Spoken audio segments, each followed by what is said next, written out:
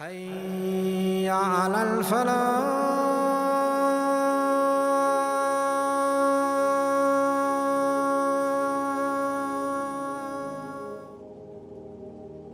On this blessed night, the two noble prophets, Yahya and Zechariah, died, slayed by the ruling authority. On the same night, the revelation descended upon Eesa alayhi salam. Allah the Exalted commanded him to begin his call to the children of Israel. The cycle of mankind's previous mistakes repeated. As with the former communities, the original scriptures were not only abandoned, but entirely manipulated and distorted. Those wielding religious power used the scriptures for their own personal gains, living luxurious lives obtained from the donations of rich and poor devotees. The message of Eesa alayhi salam came to denounce the practices of the Pharisees and the Sadducees, and to reinforce the law of Musa. He continued inviting the people to Almighty Allah. His call was based on the principle that there is no mediation between the Creator and His creatures. However, Eesa was in conflict with the Jews' superficial interpretation of the Torah. He said that he did not come to abrogate the Torah, but to complete it by going to the spirit of its substance to arrive at its essence.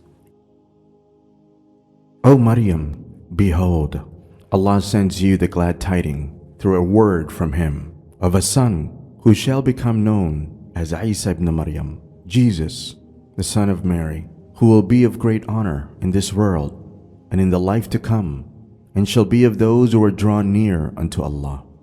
Maryam, a girl devout in worship, who spent all her time away from the company of men and guarded herself against any relationships with them, she cried out, "How shall I have a son, seeing that no man has touched me, and I am not unchaste?" The angel responded, "Thus it'll be, your Lord says, it is easy for me, and we will make him a sign to the people, and a mercy from us, and it is a matter already decreed."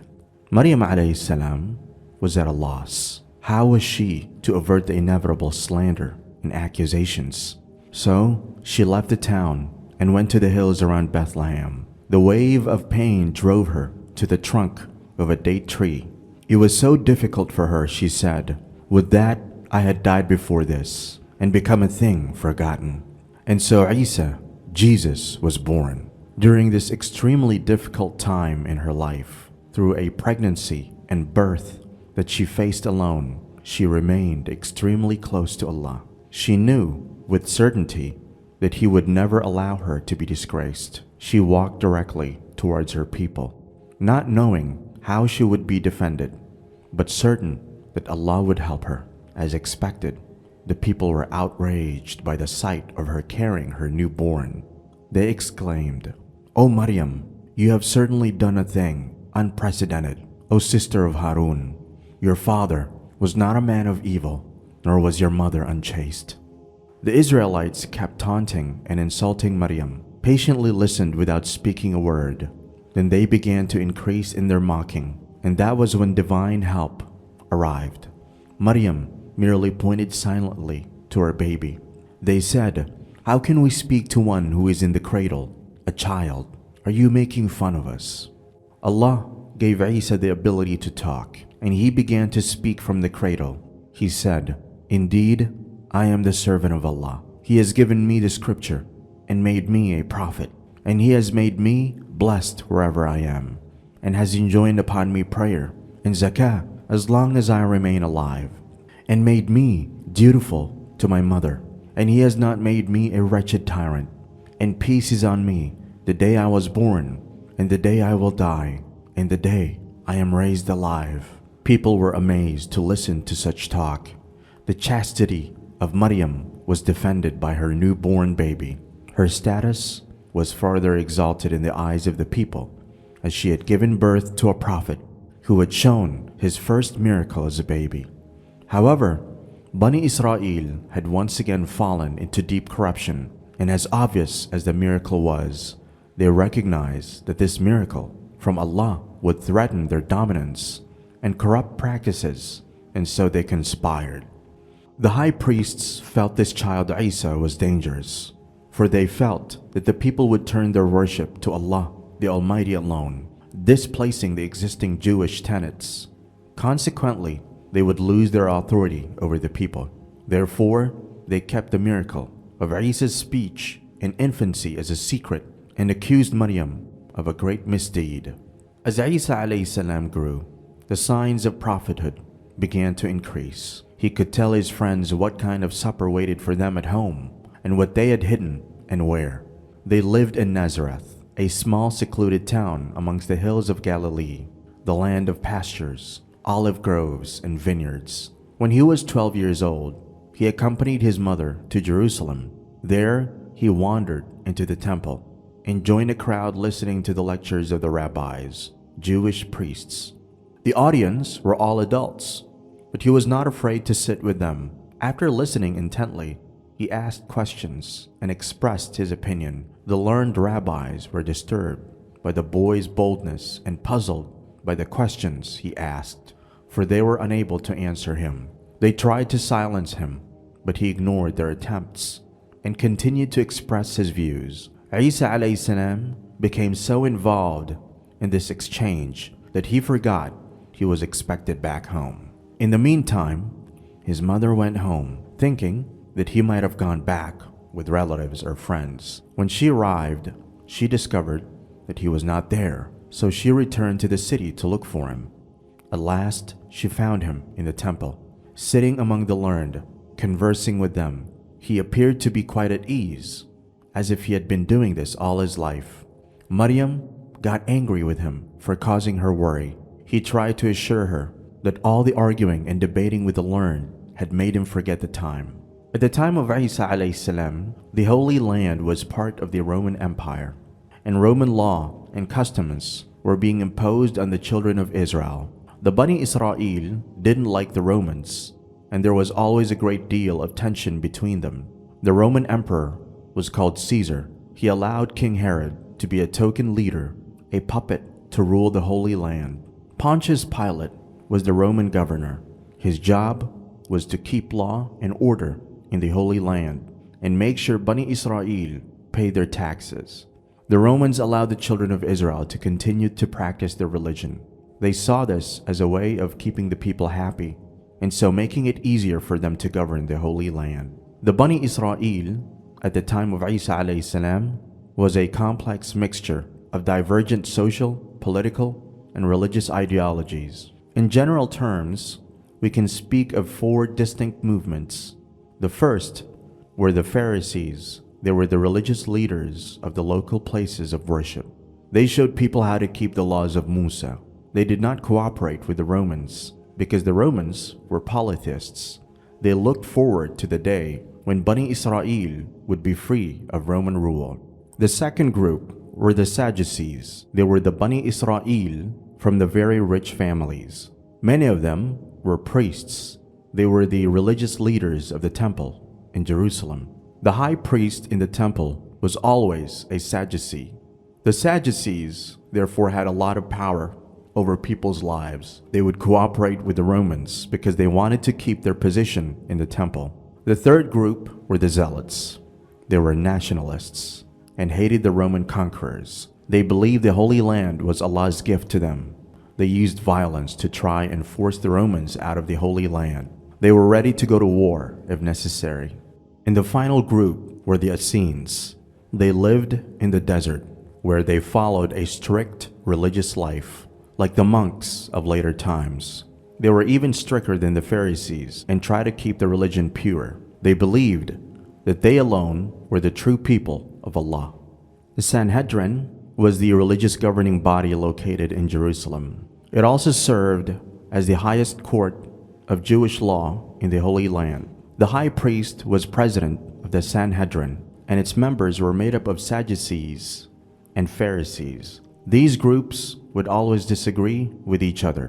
When Eesa alayhi salam was around 12, certain incidents happened, initiated by King Herod, which necessitated he and his mother Maryam to flee Jerusalem and seek refuge in Egypt. Eesa alayhi salam grew up in a life of frugality, having with him the minimum of possessions and worldly attachments. As with all prophets and messengers, he displayed the utmost of good manner and morals. He was compassionate, humble, and generous. He remained chaste and unmarried, devoting his life calling people towards Allah. At the age of 30, Eesa alayhi salam returned to his home village of Nazareth. The Bani Israel, at that time, had virtually become spiritually dead. They were corrupt and used to indulge in evil practices of all sorts. They were arrogant and very hard-hearted. One of their malpractices was that they interpolated and twisted the laws of the Torah to their own advantage. They also believed that they were the favorites of Allah and therefore immune from any punishment. It is to these people that Eesa alayhi salam was sent as a messenger of Allah. Further, the rabbis in the community of Bani Israel used to encourage people to donate money to the religious establishments as a means of personal enrichment. Rather than for legitimate charitable purposes, they did not fulfill their obligations to spread the message of the Almighty. And thus, the general community remained ignorant about the message of Allah. The rabbis did not guide or correct the mistakes of their people and did not educate them of the scriptures.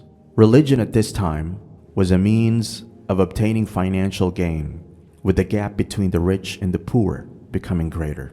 The Sabbath, a day of complete rest, no fire could be lit or extinguished, nor could females plait their hair. Musa alayhi salam had commanded that Saturday be dedicated to the worship of Allah. However, the wisdom behind the Sabbath and its spirit had gone.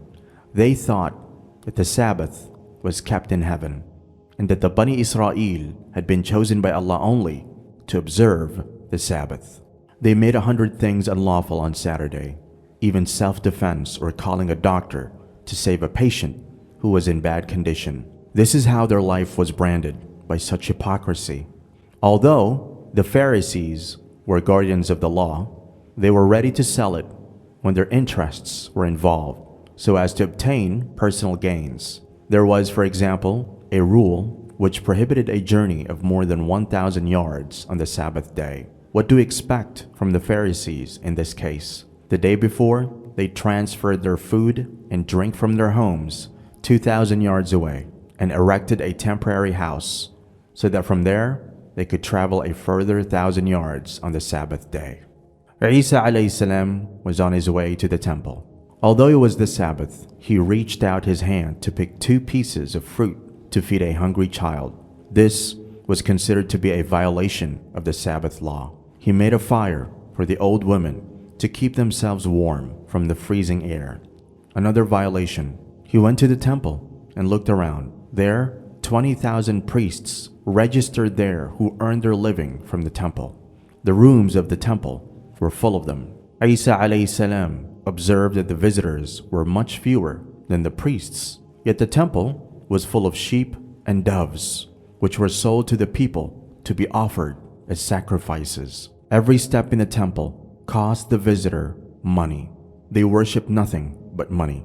In the temple, the Pharisees and the Sadducees acted as if it were a marketplace, and these 2 groups always disagreed on everything. Eesa followed the scene with his eyes and observed that the poor people who could not afford the price of the sheep or dove were swept away like flies by the Pharisees and Sadducees. Eesa alayhi salam was astonished.